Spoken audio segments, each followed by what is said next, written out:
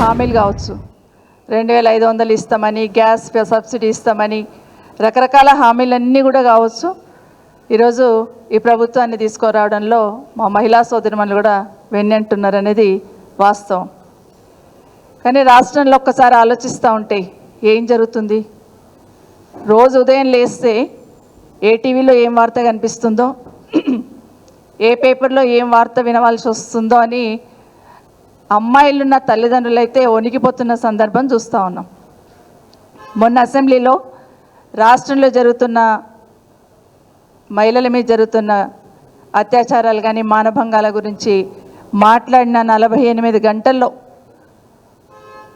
హైదరాబాదులోనే 4, నిన్నటి దాంతో కలుపుకొని 5 అంటే అసెంబ్లీలో మాట్లాడిన తర్వాత ఈ 48 గంటల్లోనే 5 మంది మీద అత్యాచారం జరిగిందంటే ఈ ప్రభుత్వానికి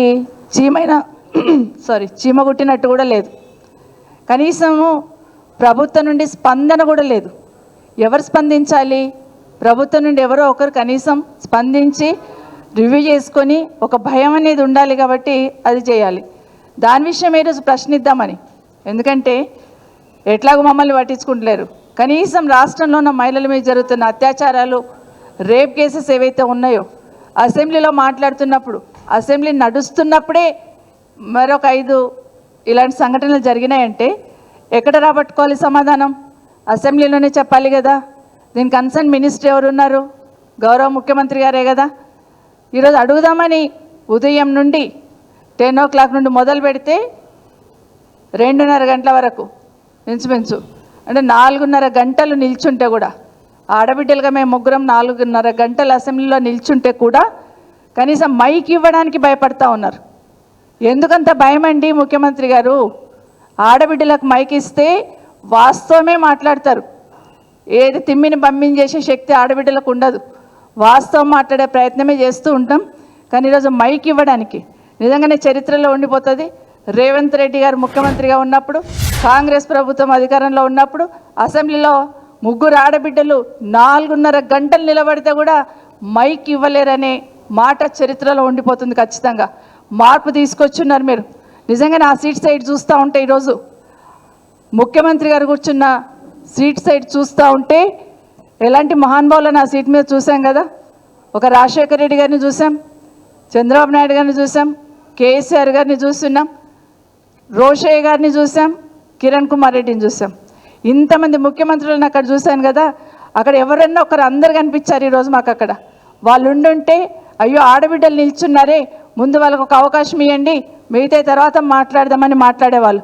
కానీ మేము నిల్చుంటే వాళ్ళ మొహాలలో రాక్షసానందం కనిపించింది. ఆశ్చర్యం వేసింది నాకు. ఒక్కరికైనా కనీసం ఒక్కరికైనా గిల్టీగా ఫీల్ అవ్వలేదు. 4:30 గంటలు ఆడబిడ్డలు నిల్చున్నారే అని ఒక్కరైనా గిల్టీగా ఫీల్ అవ్వలేదు. పైగా రాక్షసానందం పొందుతున్న విషయాన్ని ఈరోజు నిజంగా చాలా బాధ అనిపించింది. నిజంగా చాలా ఈరోజు ఒక విషయంలో ఈరోజు ఎస్సీ వర్గీకరణ ఏదైతే ఉందో, ఆ రోజు ఈరోజే కాదు 40-50 సంవత్సరాల నుండి నేను ఇందిరారెడ్డి గారు ఉన్నప్పుడు కూడా చూసేదాన్ని. ఎస్సీ వర్గీకరణకు దండోరా వాళ్ళు వచ్చినప్పుడు ఏ విధంగా మాట్లాడేవాళ్ళు, ఏం మాట్లాడేవాళ్ళు. ఆ రోజు నుండి చేస్తున్న పోరాటం ఈరోజు సుప్రీంకోర్టులో వర్గీకరణకు అనుకూలంగా వచ్చిన తీర్పు ఏదైతే ఉందో, బీఆర్ఎస్ పార్టీ తరఫున సంతోషాన్ని వ్యక్తపరిచాం, హర్షం వ్యక్తపరిచాం. ఎందుకంటే కేసీఆర్ గారు కూడా వారు ముఖ్యమంత్రిగా ఉన్నప్పుడు తీర్మానం చేయడమే కాదు, దళిత సోదరులకు సంబంధించిన సోదరులందరినీ తీసుకొని ప్రధానమంత్రి గారి దగ్గరికి వెళ్ళి వారికి తీర్మానాన్ని చూపించి వర్గీకరణకు అనుకూలంగా మీరు నిర్ణయం తీసుకొని చెప్పినారు ఆ రోజు కేసీఆర్ గారు. ఈరోజు చాలా సంతోషం. అది బీఆర్ఎస్ పార్టీ తరఫున మాట్లాడడం జరిగింది. అదే స్కిల్ యూనివర్సిటీ అన్నారు, వెల్కమ్ చెప్పాం. కానీ రిప్లై ఇస్తున్నప్పుడు మాత్రం కనీసం బీఆర్ఎస్ పార్టీ సపోర్ట్ చేసిందని చెప్పడానికి కూడా భయపడిపోయి ఉన్నారు. సార్ ప్రజలందరూ గమనిస్తూ ఉన్నారు. దాన్ని బేస్ చేసుకొని, ఎస్సీ వర్గీకరణను బేస్ చేసుకొని మాకు టైం ఇవ్వకుండా మేము దానికి సపోర్ట్ చేస్తాం, కనీసం మాకు మైక్ ఇవ్వండి. లక్ష్మి గారు అయితే అరగంట అరిచారు. నేను ఒక ఆదివాసీ మహిళను కదా, ఎస్సీ వర్గీకరణ మీద మాకు మాట్లాడే ఛాన్స్ ఇవ్వండి, ఒక్కసారి మైక్ ఇవ్వండి, ఒక్క నిమిషం సపోర్ట్ చేస్తాను. మేము దాంట్లో ధర్నాలలో పాల్గొన్నాము, వాటిలలో అన్నిట్లో కూడా మేము పాల్గొన్నాము, ఒక్కసారి మైక్ ఇవ్వండి, మైక్ ఇస్తే మేము మాట్లాడతామని చెప్పి ఎంత అడిగినా కూడా సరే సబితా ఇంద్రారెడ్డి గారికి అయితే మైక్ ఇయ్యను అని తీర్మానం చేశారు స్పీకర్ గారు. మరి కోవాలక్ష్మి గారు అడిగారు కదా, కోవాలక్ష్మి గారు అడిగినప్పుడు ఇవ్వాలి కదా, మాట్లాడతారు. ఏం మాట్లాడతారు? ఆవిడ వర్గీకరణ మీద మాట్లాడుతున్నారు. మరి అందులో ఆదివాసీ ఆడబిడ్డ ఖచ్చితంగా ఇవ్వాలి కదా, దాన్ని కూడా ఇవ్వలేదు. ఈరోజు మరి రాష్ట్రంలో జరుగుతున్న ఈ అత్యాచారాలు, ఈ రేప్స్ ఏమైతే జరుగుతూ ఉన్నాయో, రేప్స్ ఏవైతే జరుగుతూ ఉన్నాయో, మొన్న డిమాండ్స్లో కూడా మేము మాట్లాడిన తర్వాత ఒక్కదానికి సమాధానం లేదు, ఒక్కదానికి సమాధానం లేదు. పోనీ ముఖ్యమంత్రి గారైనా స్పందిస్తారేమో. ఇన్ని సంఘటనలు జరిగినాయి కదా, గతంలో మేము కూడా ప్రభుత్వాలను చూస్తున్నాం. అసెంబ్లీలో ఏదైనా వచ్చిందంటే, ఏదైనా ఒక సంఘటన బయట జరుగుతుందంటే ఆ రోజున ముఖ్యమంత్రులు మమ్మల్ని ఇమీడియట్గా పిలిచి, మా ఆఫీసర్లను పిలిచి రివ్యూ చేసేవాళ్ళు.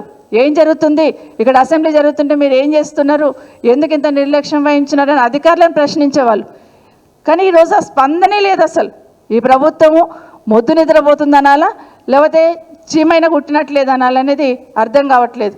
ఎంతసేపు కేసీఆర్ గారిని తిట్టడం, గత ప్రభుత్వం తిట్టడమే కాదు, ఈరోజు మీరు అధికారంలో ఉన్నారు కదా, ప్రజలకు భద్రత, భరోసా ఏ విధంగా కల్పించాలని ఆలోచన చేయకుండా మాట్లాడితే చాలు టార్గెట్ చేస్తామనే లెవెల్లో ఒక రకమైన శాడిజంతో పనిచేస్తున్నారు.